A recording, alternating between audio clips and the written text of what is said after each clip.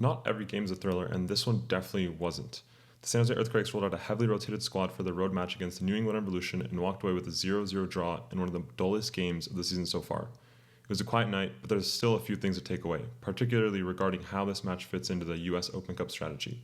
Welcome to the Quakesaholics, and let's try to make this recap more exciting than the match itself. So yeah, if this game had to be summarized in 3 words, it would definitely be dull, boring, and slow. This game was very hard to watch at times, and just from the eye test and just looking at the scoreline, you could tell that really nothing happened this game. I think both teams only registered 1 shot on target in the whole game, and you just look at that and it's just painfully obvious that nothing was going on. And it wasn't even that the shots weren't coming, it was like the whole game just felt like it was playing in the midfield. Both teams struggled to get into the opposition's half. You look at some of these passes into the final third, you can see here that there isn't much going on, and you compare that to previous games that the Quakes have played, you can see that there's a lot more density in these passes into the final third. These are the moments that make you lean forward in your seat and think, okay, something can actually come of this play. We definitely did not see that in the New England game. And again, the Colorado Rapids game, you see, again, density on both sides of the field. And a big part of that, of course, is because we're playing on the road with a heavily rotated squad. A lot of these players aren't the regular names. This is pretty similar to what we saw in the US Open Cup against Sacramento. And you look at these proportion from player column right here. This is how many of these passes correspond to each player. The top chance creator, if you want to look at it that way, was Marc-Anthony Kaye. And we're not used to seeing him be that, passer. He's more of like a defensive midfielder. And really, it wasn't until the second half when we saw Jones, Buda, and Bo LaRue get subbed in that we started seeing more unlock in the attack. And you look at this proportion from players and you see LaRue is in the top 4. DeJuan Jones is also up here. So that really paints a picture that like before these players got subbed in, there was really not much going on in the attack. But boring isn't necessarily bad from a sporting perspective. We played, again, a B team on the road, and we prevented New England from presenting any threat for the whole match. And they did play with their regular players. And I really want to place an emphasis on the B team. We didn't even have a single designated player on the field. Chicho Arango wasn't available, Espinosa didn't travel, and Hernan was on the bench. But ultimately, we got a point on the road with a clean sheet. And it's been years since we can say that something like that could be pulled off. Like, we haven't even seen B teams pull off victories on the road against USL teams in the Open Cup. So this is a big result for the Quakes, which does bring us to the next topic, the US Open Cup. The Quakes do play Portland this Tuesday, only 3 days after this New England game. So it seems pretty clear that this is for rotation. And even beyond just this Portland game, there's like 8 or 9 matches in the month of May. It's basically a full month of straight up games every weekend and every midweek. So at some point, we're going to have to see this rotation. And I think this was the right time to do it. And I would say this even if we had lost to New England. I was literally asking for this last year when we had a game coming up against Sacramento and we had to play Orlando at home for MLS. And then we didn't rotate against Orlando. We lost that game anyways.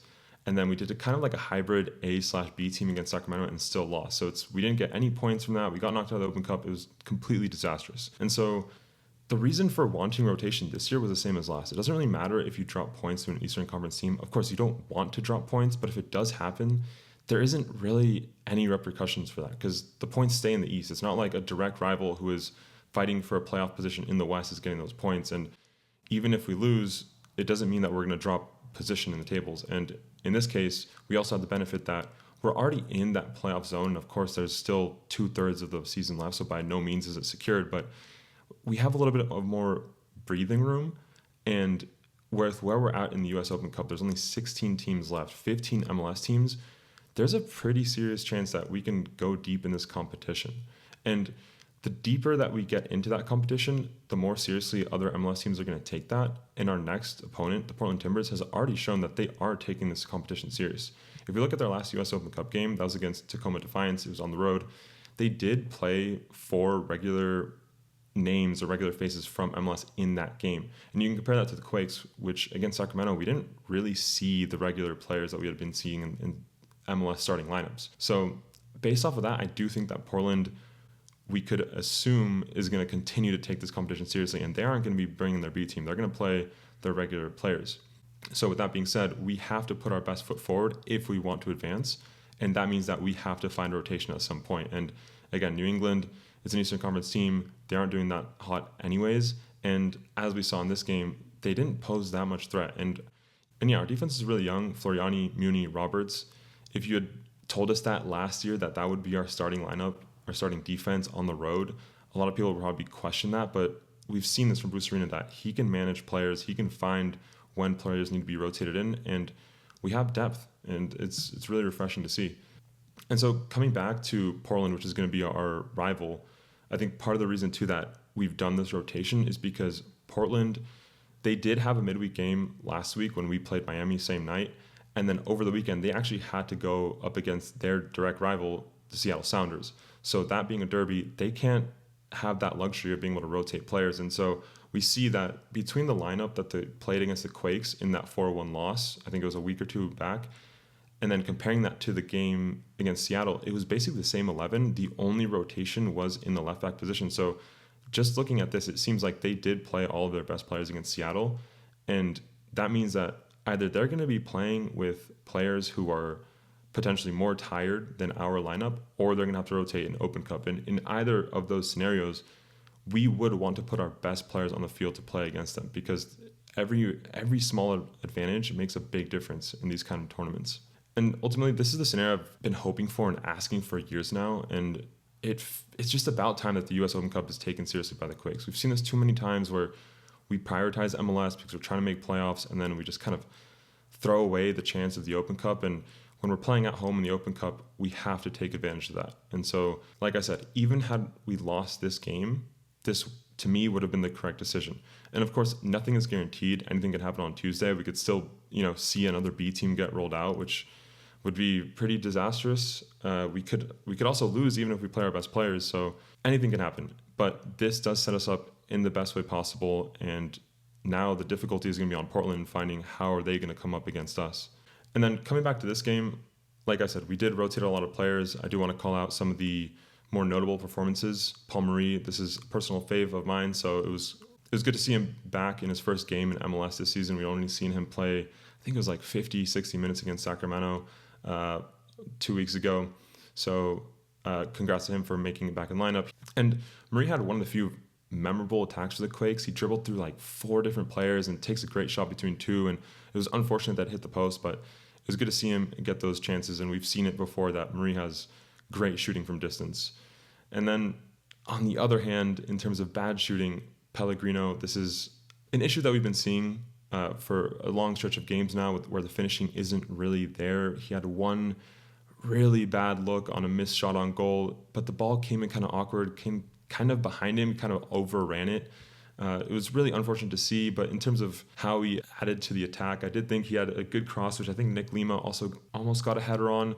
And then there was a good low-driven cross that Mark Anthony Kaye got at the top of the box. And then it was also kind of awkwardly placed, so it couldn't get a good shot off. But it's just really unfortunate to continue seeing this really bad finishing from Pellegrino. So hopefully that can turn around. Mentioned Roberts, Muni, and Floriani earlier. This is a young defense. They've shown that they deserve their spot on the team. And you look at those 3 players and you don't really see a clear veteran, and they're still able to pull it off. I think that just kind of goes to show that this system of the 3-4-3 is really working, and it doesn't really matter who is in that lineup. Everyone's used to it. Everyone's seemingly ready to jump in. We did see Joseph Martinez also get subbed in. I think it was about 3 games of inactivity due to a hamstring injury. So on one hand, it was good to see him finally get reintegrated with the lineup. We'd seen him on the bench for at least a week at this point, but it just felt a little bit too late. I think he only got like 5 minutes in the game with a striker. You're not going to really expect them to get something done in just 5 minutes. They got to get used to the game, and especially after being out for a good bit of time there. And then, in terms of more substitutions, we did see Daniel get subbed out at the half. Earl Edwards Jr. did come in. The Quakes got a clean sheet, so I don't know if that goes to Daniel or to Earl Edwards, but I guess it's shared victory for them. It was good to see that. We had seen, some pretty bad goalkeeping in previous games, so to get that clean sheet is probably good for confidence. And I don't think there's any report on why Daniel got subbed out. I'm hoping that it isn't an injury. Injuries is something that is kind of haunting the Quakes, and we're kind of getting through it because we just have a lot of depth, and it just, some of the injuries too, it's like, where are these injuries coming from? They're not necessarily just happening in games. I know there's a lot of names that we just get, like, the starting 11, we see the bench and we're like, okay, where's this player? Where's that player? I mean, Hernan got a shoulder injury, presumably in training. Bruno Wilson's been out for a while. I don't remember that being part of a game. Nico Shakiris has also been here and there with injuries. I don't know what's going on. That situation needs to get solved because we're kind of getting away with all this rotation, but as the season progresses, we can't keep accumulating more and more injuries. So all in all, I think this game and this match is a testament to Bruce Arena's revolution with the San Jose Earthquakes, sort of pun intended. This is a team that has good options in basically every position on the bench, and that's really the first time in years that the Quakes fans have pretty comfortably been able to say that we do have depth. And ultimately, this team is also competitive, even with a beat team. We haven't seen this in years, and now with a 5-game unbeaten streak, the Quakes have an opportunity to push the perception of their ceiling even higher with a win against the Timbers and to advance into the final 8 of the US Open Cup. That would be quarterfinals. That would be 2 games away from a final. If you don't get goosebumps from the thought of that, I don't know what to tell you. So yeah, be sure to stay tuned to how the Quakes play this Tuesday at PayPal Park, and when that's all done, we'll be here to cover it. Let me know what else is on your mind, and we'll catch you next time. Thanks.